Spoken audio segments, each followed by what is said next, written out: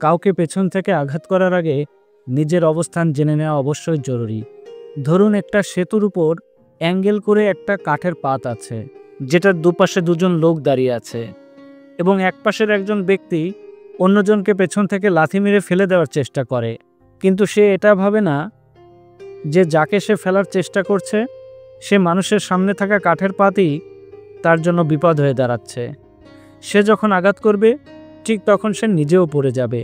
আর এটাই জীবনের একটা অমূল্য শিক্ষা। আপনি যাকে নিচে নামাতে চান সে হতে পারে আপনার নিজের অস্তিত্বের ভিত্তি, ব্যবসা, সম্পর্ক, পেশা বা বন্ধুত্ব। প্রতিটি ক্ষেত্রেই এ ধরনের ঘটনা ঘটে থাকে। অনেক সময় আমরা ঈর্ষা, হিংসা বা প্রতিযোগিতার কারণে কাউকে ক্ষতি করতে চাই, কিন্তু ভুলে যাই যে আমরা হয়তো সেই মানুষের সহানুভূতি, বিশ্বাস বা সহায়তার উপর দাঁড়িয়ে আছি, এবং একদিন যখন সে পড়ে যাবে তখন আপনি আর দাঁড়িয়ে থাকতে পারবেন না। একটা সময় আমরা নিজেই নিজের অবস্থান খাটো করতে শুরু করি, বুঝতে না পেরে যে আমরা একে অপরের সহানুভূতির উপর দাঁড়িয়ে আছি। যখন আমরা কারো ক্ষতি করার চেষ্টা করি তখন তা একদিন আমাদের জীবনেই ধ্বংসের কারণ হয়ে দাঁড়ায়।